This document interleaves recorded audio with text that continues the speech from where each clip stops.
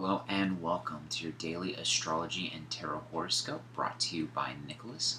This is for Monday, October 13, 2014. And yeah, the planet of the day is the moon. And the moon is your passive energy, it's your lunar energy, um, it's the energy that's just sort of, I don't know, it's your emotions, you know.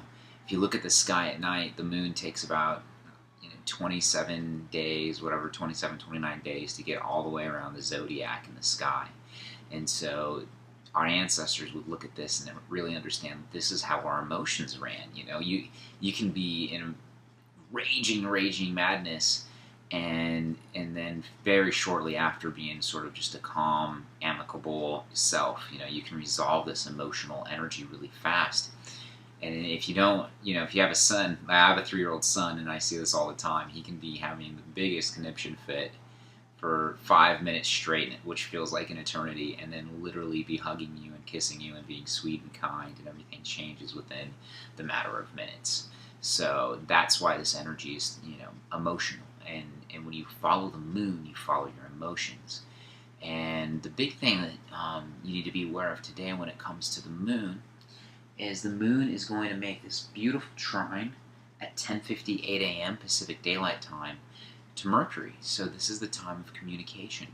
This is the time of being able to lend your emotions to the communications. And these are in air signs, and Mercury is in Libra, and the moon is in Gemini right now. And so for today, Gemini is very social. Gemini wants to be the life of the party. That's the air sign that likes to get out and about and mingle with people. Gemini could be the trickster. Gemini is a very sharp thinker.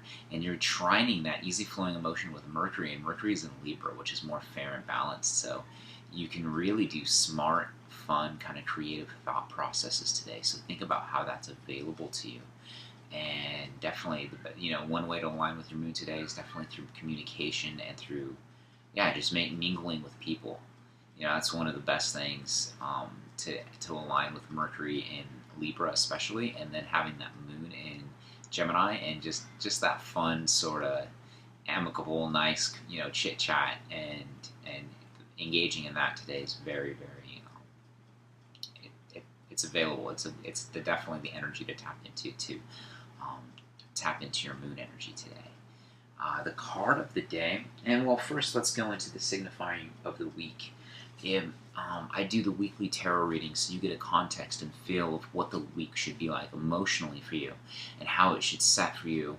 I like to do this ahead of time and post this ahead of time, so you get a good kind of anticipation of what the week should be and bring for you. And the signifying card is the card that we need to learn from. It's from the Major Arcana. I always pull from the Major Arcana. And those are the lessons of our psyche. That's the map of the psyche. Those are the lessons we really need to learn and integrate in this lifetime. And so the signifying card of the week is the Wheel of Fortune. And I'll post my weekly video link below in the description section. And if you can't see it right away, just click the Show More button. And you'll be able to see all the text that I write down there. But this is the Wheel of Fortune is very, very positive. It's, sometimes in tarot you have those like really, you have one where you have a card that really looks good and is good. You have a card that's kind of the, typical bad. And then you have that middle of the road cards where you can't tell if this is a good or bad card. Well, the Wheel of Fortune to me is always just very positive. This is a very auspicious sign. It's very, very good. So luckily this is the lesson we're learning for the week, and it's really karma, cause and effect. But to me, when I pull it's different. I just feel like when you get the Wheel of Fortune, you're on the right track. And you can see my analysis in that weekly video, but I wanted to just read you what the card meanings in the little handbook say, in the little handbook that came in my deck, just to give you another perspective, just to give you another analysis. Everybody has a different psychology, and so maybe you didn't resonate with my reading. So here's one from the book. The Wheel of Fortune. It's destiny, fortune, a special gain, an unusual loss, end of a problem, unexpected events, advancements, and progress. So those are the themes of the week. This is what we're building on, and I feel like if you've been following these videos of mine for the last 3 weeks as I've been pulling the signifying card, we've been learning some powerful lessons. 2 weeks ago was the Magician. Last week was the Lovers, and now this week is the Wheel of Fortune. So if you've gone through, I think the week before that was the Hangman, but I can't remember. But if you've gone through this journey, this is like, now we're reaping what we sow, and what it's going to be beneficial. It's going to be positive. When I see this card, how I'm acclimated to this deck and to the cards, Wheel of Fortune is very positive. So what you need to remember from the Zen Osho card of the day, this is our emotional guidance system. And this is a man who's able to balance his spiritual life and the marketplace, financial and intuition. It's in yoga when you do the hard work and you're doing all the poses, and then at the end you integrate all that information by doing the dead man's pose, right? Shavasana. And so that's what this card represents to me. Active and passive element working hand in hand. How are you going to balance these energies today? So make sure you're very conscious and you can really pay attention to how you're balancing. Look at that. He's like in the marketplace, and he's a spiritual man, and he's able to balance his spirituality with his tangible life. Very, very sweet card. And those of you not familiar with the Osho deck, the Two of Rainbows is really like the Two of Pentacles in other decks. Lastly, I like to just pull a Wild Unknown card, because as you guys know, the last month I've been learning this deck with you. If you've been watching these videos, and I think these cards are so beautiful. I love these cards. I'm not even a big animal person, but I love all the animals, and there's just something about, I think her name is Kim Kranz. There's something about her artwork that really resonates with me, so I love pulling these cards, and I love learning this deck. The thing about this deck is it's unlike the Osho deck or unlike the Thoth deck, where you don't get these key words on some of the things. And some of them, it can be a little hard for me to understand, because you'll get images of like twigs or something, and you don't get a lot of action going on. So you have to really tap into your intuition to get these readings from these cards. Oh, there we go. The Wild Unknown card of our Monday is the Emperor. Beautiful card. Sun energy, active energy, the masculine side. You know, it's all about reconciling the dualistic side of ourselves. That's what this, Fool's Journey is all about. You go from the Magician, which is very active. I'm going to do something. I need to manifest. I need to take spirit energy and bring it here on Earth in a positive, transformative way.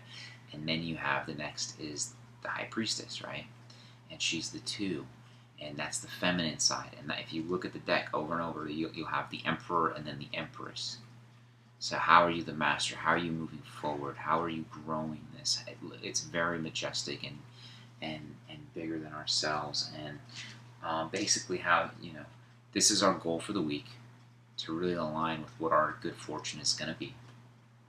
This is the emotional guidance systems of the day, being conscious and balancing those two sides of our spiritual and material life. And this is the external event of the day that we're supposed to focus on, really shining and embodying who we are in like a kingly, stately kind of way. Look at this beautiful tree, and the sun is growing it, and it's just proud and loud, and it is who it is in a very regal sort of way. And so just remember to just really, your outward energy, the things that you need to pay attention to is these themes of the Emperor card. And why don't we, and so that's, just embody that energy. Be bigger than yourself. This really reminds me of Jupiter. And if you do that, if you really align with that Jupiter energy, especially when pulling a card like this, it's good luck, it's good fortune, and it really resonates with the theme of the signifying card of the week. And so, I'm looking at the astrology of the week, the themes that I would just want you to pay attention to. Is there's nothing going on Monday specifically that goes exact. The moon is void of course at 10:58 a.m. So from 10:58 a.m. all the way until 4:30 p.m. Pacific Daylight Time, the moon is void of course. So from 11 to 4:30, when the moon is void of course, try not to do any major projects if you can avoid it. Try not to start anything new. If you've already started it, it's fine. Don't, if the the random plan changes and you need to do it between now and then. Can you wait until 4:31 to do it? So that's that's the best thing to align with that moon energy. And since Monday is the moon day, I would really encourage you not to take on a new project if at all possible between those times. It sounds hokey, but it always bites me in the ass when I do. So it's the only advice I can give you with this current cycle. Other than that, at 10:58 a.m., the moon is trine Mercury, something I've already talked about, that lunar energy being able to communicate and be social with others in a fair way. But the things that aren't exact, but I want you to keep in mind, is this is a fire-air time right now. The elements really involved in the sky is the planets are all in fire and air signs, the personal planets. So the moon is in air right now. At 8 a.m. Pacific Daylight Time, the moon is in Gemini, an air sign. Jupiter is in a fire sign. And then all these planets, Venus, the Sun, and Mercury, and the North Node, which is not a planet but a very important point, are all in Libra. Mars is in the fire sign of Sagittarius. And the only personal planet that's in a different sign than fire and air is Saturn in Scorpio.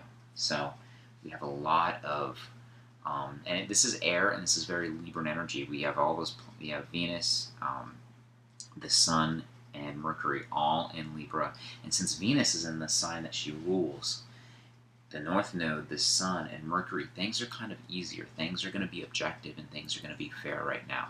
And so that's kind of the start to our week. Things are very even keel. People are going to be very fair. People are going to hear both sides of the stories, and we can tap into that energy. And as always, you got to really pay attention to how this energy taps into your chart. Where's Libra in your chart, and how is this stimulating you, and for those fair and just Libran themes that are very airy. And then those fire signs, we have Jupiter in Leo, and wow, that's the only personal planet in a fire sign. This is very, very airy. And Mars in Sagittarius. And they're making that trine to each other because Mars is at 20 degrees. So how is that energy in your Leo and your Sagittarius getting fired up in your chart? To me, this is about positive expansion of using your life force in a way that you choose.